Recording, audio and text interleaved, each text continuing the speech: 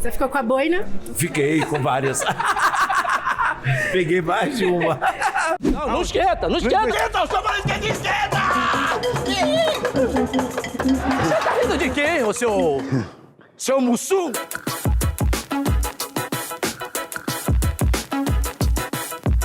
Você tinha comentado que a ideia do filme era explorar esse lado mais humano fora do comediante que todo mundo já conhece, né? Então, nesse sentido, o que você acha que o público vai descobrir sobre o Mussum que talvez assim, a gente ainda não sabia? O público vai descobrir junto com a gente quem é o Antônio Carlos, quem é esse cara que foi fundamental num processo pós-ditadura, colocou coisas importantes, colocou a música brasileira num lugar onde ela ainda não havia percorrido. Era uma febre, não só aqui, mas febre no exterior também.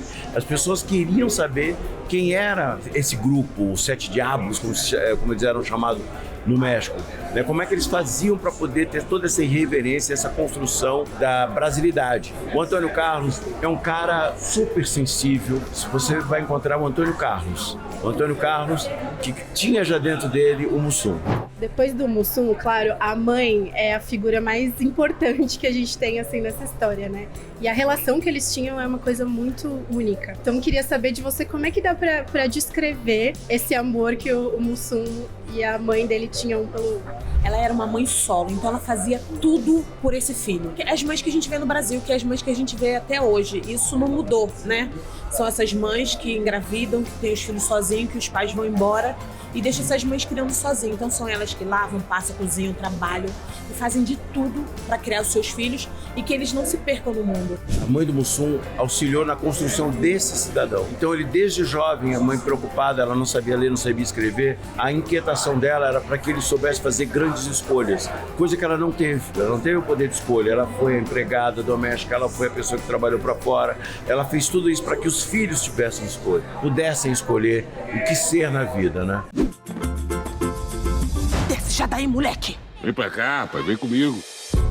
Você não dá futuro a ninguém, não. Você tem que ser trabalhador, você tem que estudar. Você comentou que foi um desafio entrar no drama e eu fiquei imaginando talvez ainda mais por dividir um papel logo com a dona Neuza, né? Como é que foi essas duas coisas ao mesmo tempo? Uma responsabilidade muito grande. A dona Neuza Borges, ela tem uma carreira, ela tem uma bagagem muito maior do que a minha. Ela chegou primeiro do que eu. Ela tem um histórico de trabalho muito grande, né? E fora a experiência como atriz, que é muito maior do que a minha. Eu não chego nem aos pés dela. Então, tentar fazer alguma coisa que fosse mais ou menos ali juntinho com ela não é fácil. E drama, então, pra mim, era uma coisa que eu não tinha familiaridade. Apesar que eu já tive uma diretora que já tinha falado comigo, a Cris D'Amato falou, Cacau, você pode fazer drama. Mas ela falou uma vez num filme que eu fiz, até Sobra Perfeita, de uma cena que eu fiz, mas era comédia. Eu falei, tá. E eu nunca acreditei que eu pudesse. E agora eu tô acreditando que eu posso fazer drama. Claro que é impossível, né, condensar uma vida inteira num filme ali de 2 horas. Então eu fiquei pensando muito nesse trabalho de escolher os recortes e especialmente de não transformar o filme do Mussum em um filme sobre os Trapalhões, embora tenha sido uma parte muito grande da vida dele, né? Isso foi uma preocupação desde o início, sim, de ser um filme sobre o Mussum, do protagonista ser o Antônio Carlos, ser o Mussum. E por mais que a gente tenha 3 fases no filme, que a gente passe pela vida dele criança, pelo início da vida dele adulta e depois que ele vai para o Mussum, mas a gente conseguir focar realmente na trajetória, nos acontecimentos que levaram aquele menino que nasceu lá na favela da Cachoeirinha, foi para a Aeronáutica, que foi para Mangueira, que montou os originais e que virou esse rei da comédia, esse grande comediante que deu alegria para tantos brasileiros. Então, isso era uma preocupação desde o início, de focar no protagonismo dele e principalmente na relação dele com a mãe. Eu vou sair da Aeronáutica, mãe. Não. Eu sou músico. Ô, Nancy, me ajuda. Ô, mãe, ele é artista. Né? Ele gosta de samba, ele gosta de noite, mulher, de cachaça. Ô, Nancy, que merda de ajuda é essa? Cadê Tereza? Aonde anda minha Tereza? E a caracterização, assim, achei fantástico também. Aí queria saber de você, quando você se viu caracterizado de Mussum, e como é que você foi encontrando o jeito de fazer as expressões, de falar como ele falava. Foi muito difícil achar? Bom, foi difícil, mas é um processo que já tem 9 anos que eu tô pra fazer esse filme, né? Então, durante 9 anos a gente mergulhou, teve uma imersão aí num processo de pesquisa, ouvir pessoas, conversar com pessoas, ver documentário, né? Ler o livro, e o tempo tempo todo conversando com a direção, com a produção, como é que a gente ia fazer essa construção. E eu sempre fui muito fã do Mussum. Eu sou mangueirense por causa do Mussum. O Ailton é um ator muito dedicado, então, durante todo o processo, tanto nas aulas de circo, quanto nas aulas de música, quanto nos ensaios de texto, ele teve uma preocupação, um mergulho muito grande na achar. Ele não foi ali para a máscara do Mussum, ela foi acontecendo de uma forma natural. Quando a gente viu, tava ali o Mussum nele. As provocações do diretor o tempo todo, não, aqui eu quero a cara X, faz não sei o que cara é essa. E já rodava, sabe? Você ficou com a boina? Fiquei com várias. Peguei mais de uma.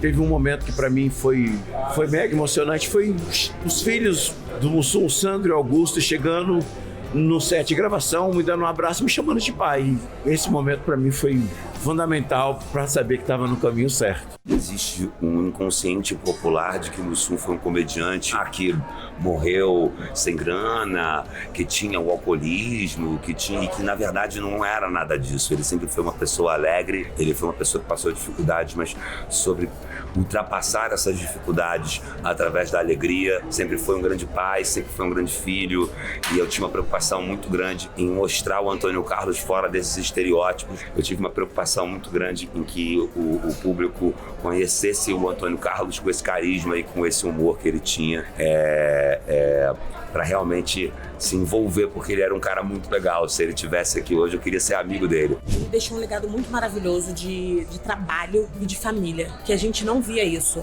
Porque também as pessoas têm uma visão assim do homem preto, que ele era homem preto, sambista, era só essa história que a gente sabia dele. Era engraçado, dos trapalhões que sambava. E nesse filme a gente vai ver que ele era um homem preto que sambava, mas ele trabalhava, ele cuidava da família, ele era um zelador.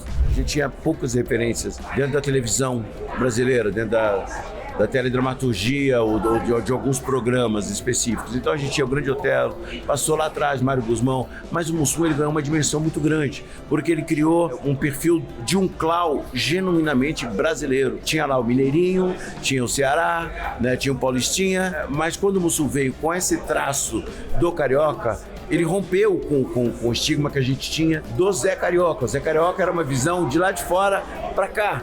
E ele começou a propor, não existe o Mussum, que é isso aqui. E aí ele foi além, ele deixou de ser o Mussum da Mangueira, o Mussum dos Trapalhões, deixou de ser carioca para ele ser um cidadão brasileiro. Então todo mundo conhece um cara parecido com o Mussum. E eu acho que essa é uma riqueza, um legado que ele deixou. Ninguém pode roubar os seus sonhos. Então é só isso. É só falar o final da palavra com is. Exato. Que tem graça isso, seu Chico? Com você falando, tem. Cacildes!